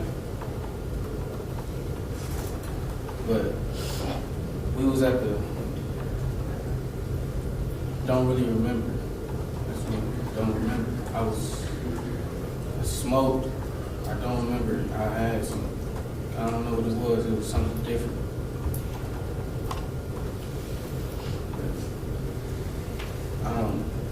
It's my first time being in this situation.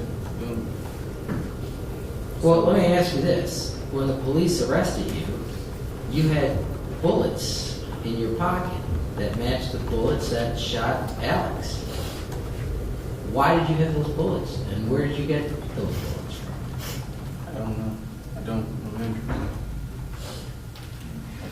I was high up K2. I don't remember. It's my first time doing that. Everything was just blank. I just asked you, as a man, to give me a second chance at life. I can sit down, think about what I did, and just pray, Mr. Brother, to become better and to be able to get back to what he used to do. Thank you. Thanks, Your Honor. Shamir, you want to stand up?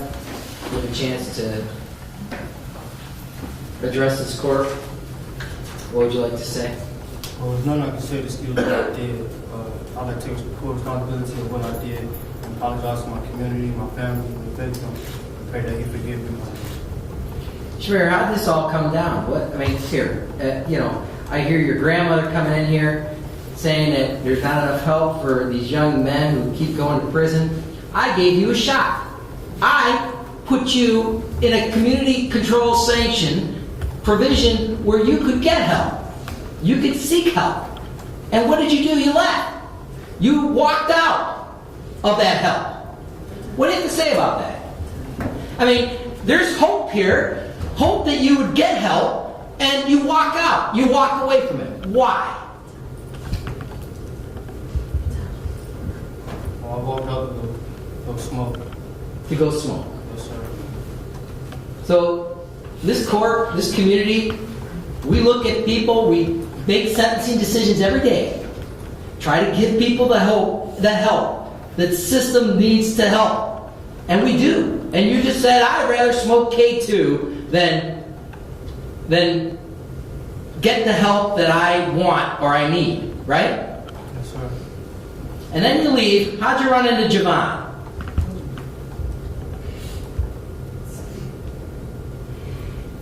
Same way. Same way he said. And my friend talked to him about my problem. He tried to help me through it. And I led him down the wrong way. I led him down the wrong way. They could help with my problem. That's the only way I thought about helping my problem, was doing something stupid. So then what brought you to Alex and the victim here in this matter?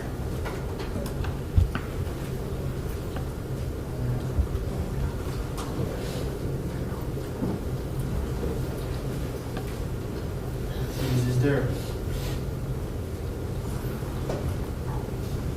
He was just there. He was just there in the wrong place, at the wrong time.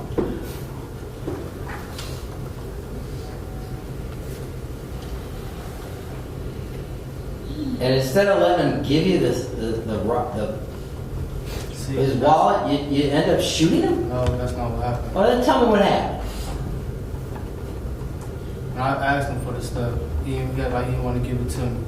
Excuse me, man. Sit down. Sorry, Your Honor.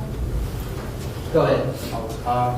Things went through my mind. He didn't want to give it to me. And I did something I never done in my life. I shot him. I'm not going to sit here and lie about what I did.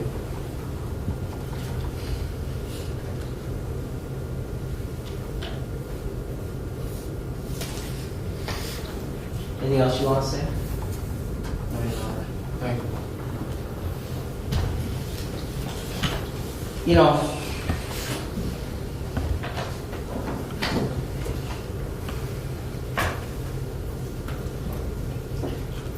Mr. Javon Williams, Mr. Sheriff Smiley, you can stand up.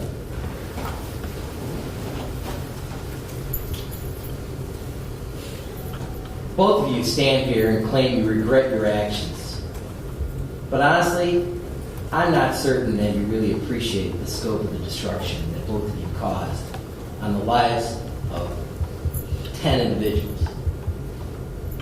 Specifically the victim here, the psychological harm, the community of Case Western Reserve, the police officers who were just doing their jobs, the scars you've left on people, the harm you've caused these individuals, and the fear that you've caused in a community that is a diverse community, that's a learning community.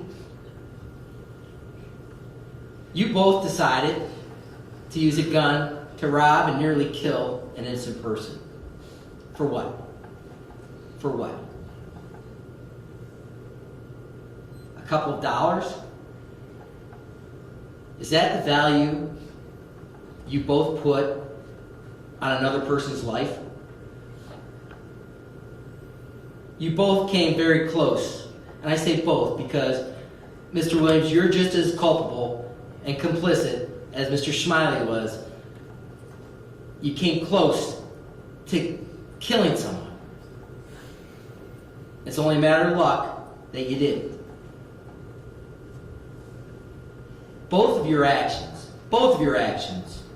ripple through this community as people hesitate to go about their daily lives and activities with a sense of safety.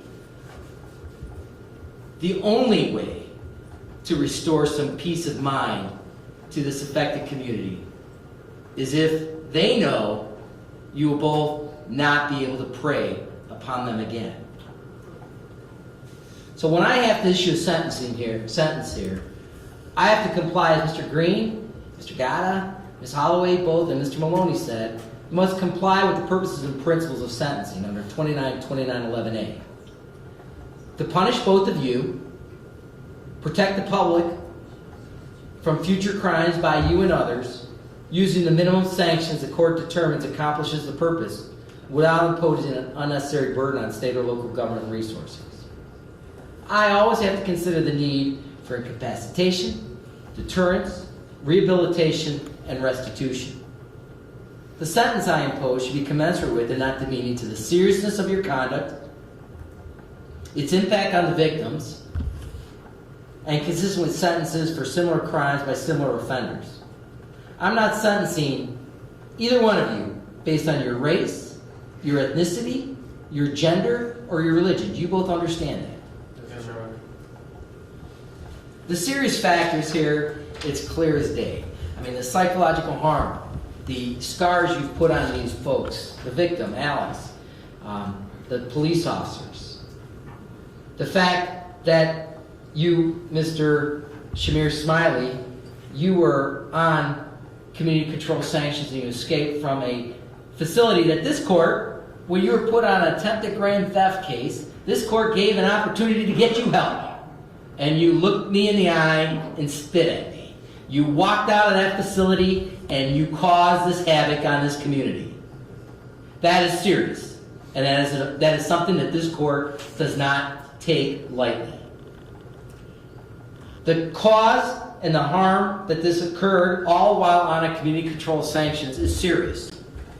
And as a result of that, this court is going to sentence you, Mr. Smiley, to the following sentence.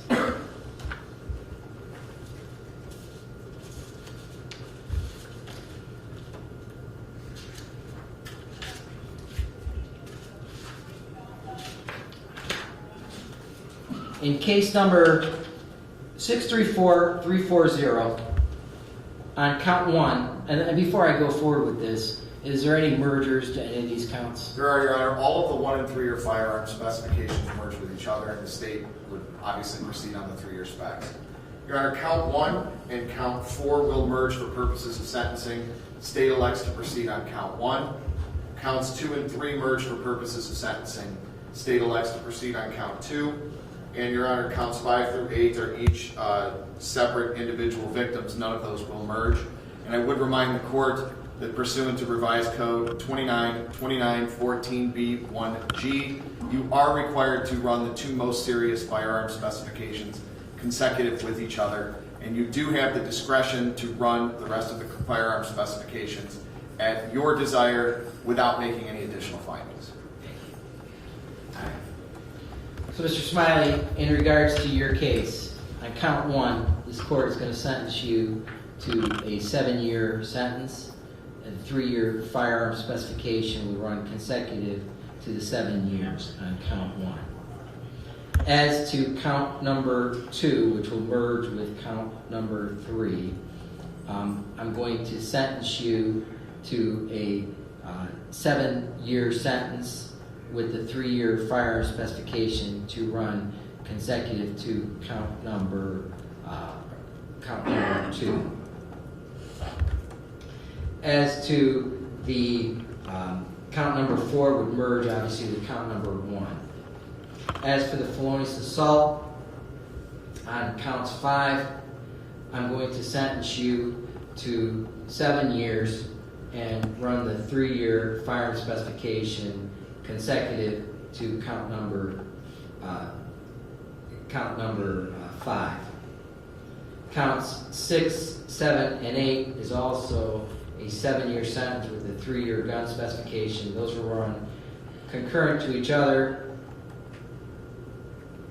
and concurrent to count number 5. Count number 5, count number 2, and count number 1 will all run consecutive to each other.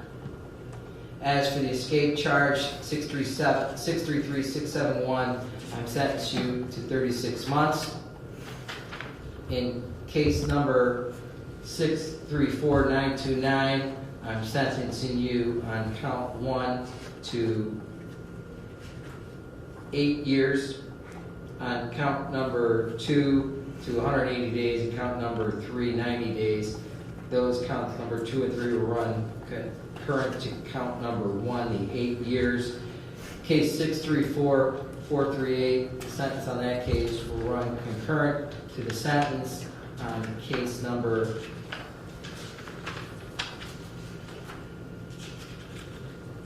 634340.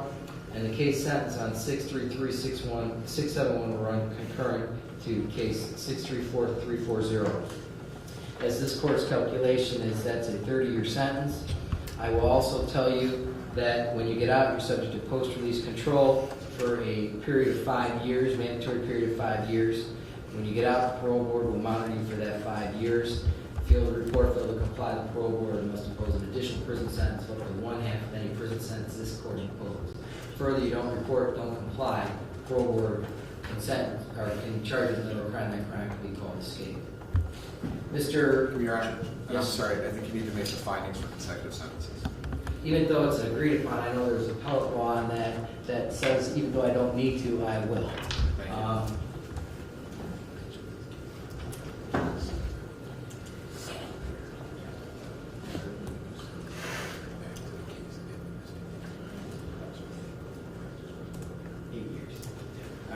And for consecutive sentences, this court determines that consecutive sentences is necessary to protect the public, that it's not disproportionate, and that the crimes, the harm is so great or unusual that a single prison term does not adequately reflect the seriousness of your conduct, and the fact that you are on this court's probation, your criminal history shows that consecutive sentences are needed to protect the public. Mr. Javon Williams, in your case 634340, you were just as culpable and complicit in this as Mr. Smiley.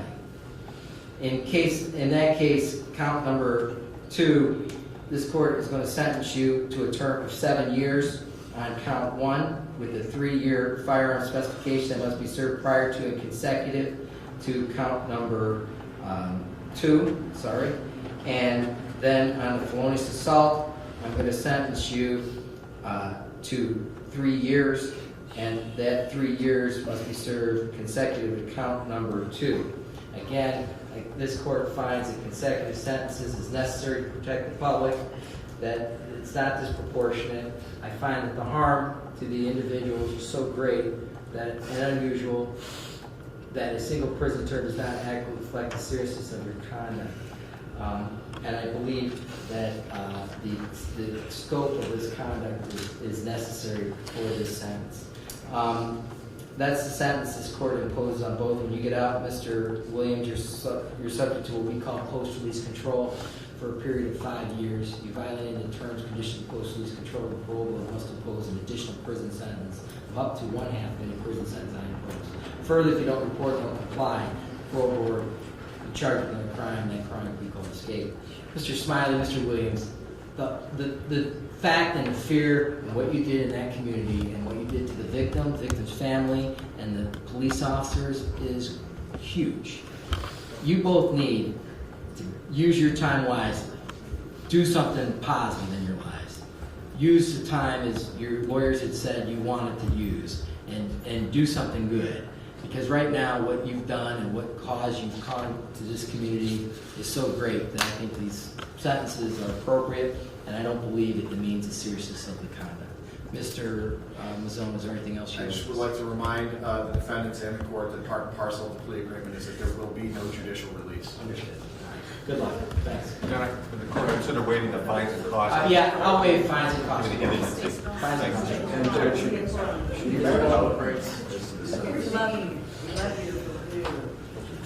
what did you say? Yeah, Mayor Pro Tem. Yeah. Stay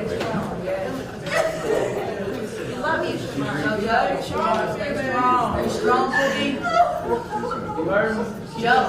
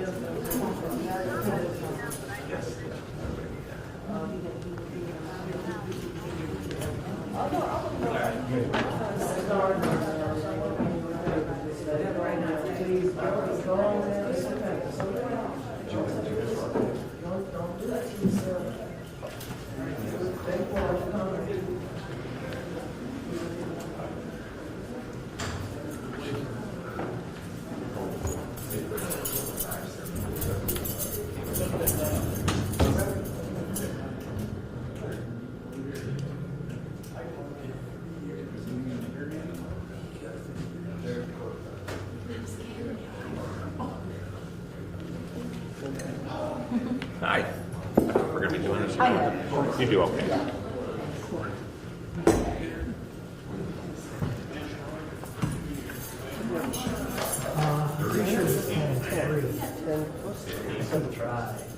It was 7 plus 3 on the first count, and then I think he's going to 3 on the other one. But I'll find out. I'm gonna check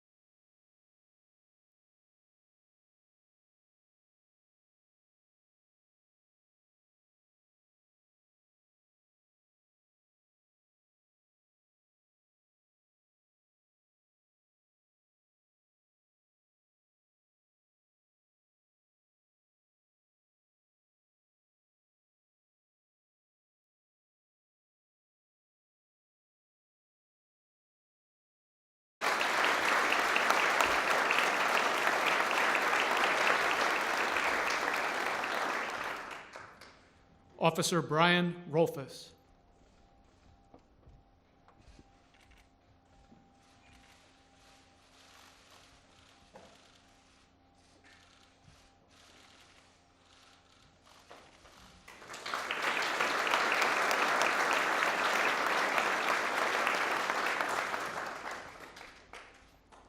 Officer Jeremy Campbell.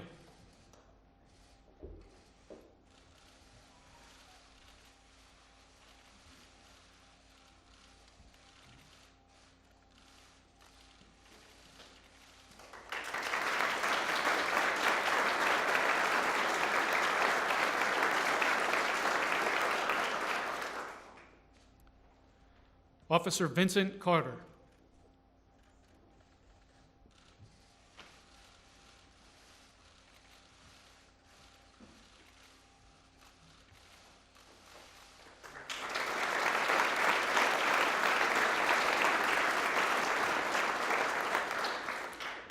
Officer Ryan Nabel.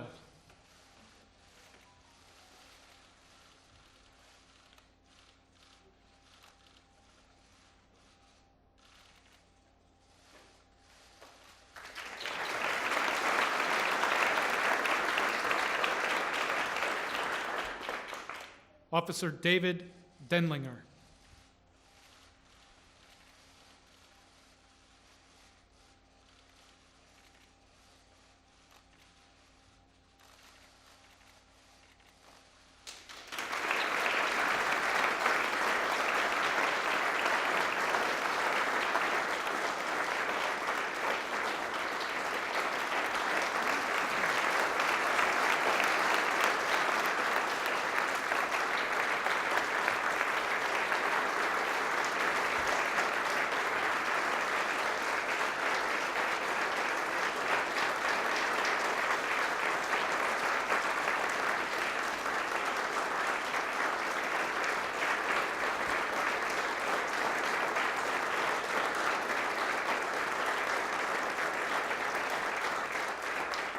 Will the Medal of Valor recipients please take your seats, and the Certificate of Commendation recipients please join the President on stage.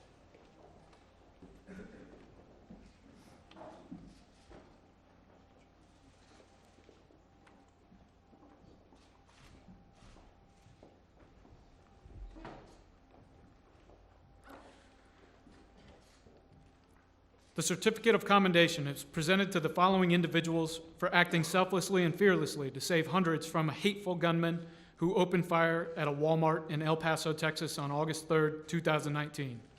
Each of these courageous civilians could have escaped to safety during the massacre, but they instead put their own lives in jeopardy to help their neighbors find refuge and access desperately needed medical attention. Mr. Robert Evans.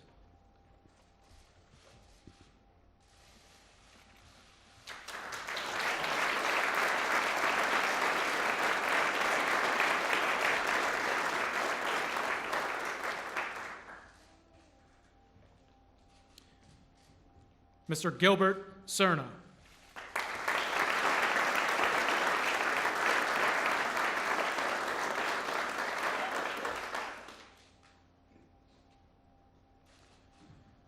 Ms. Maricela Luna.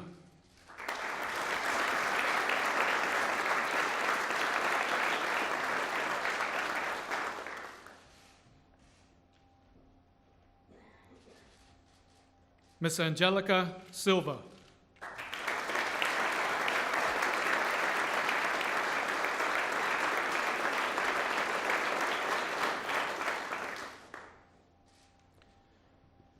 Accepting on behalf of her son, Chris Grant, Miss Minnie Grant.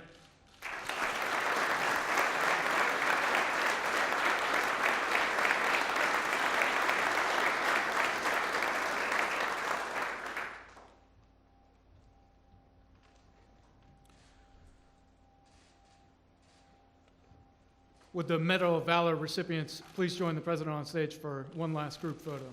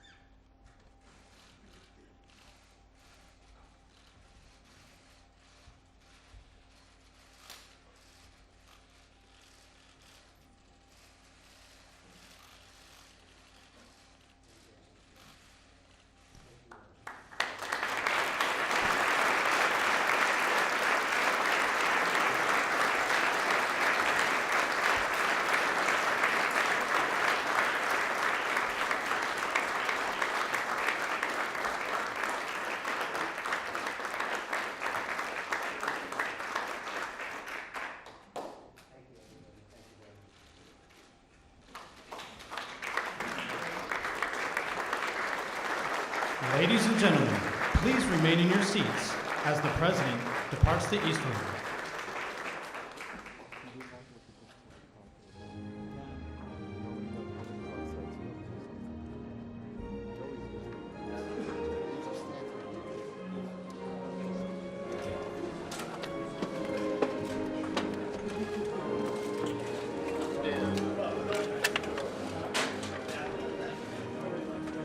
Ladies and gentlemen, please remain in your seats as the recipients of the Medal of Valor and heroic commendations have departed the East Room.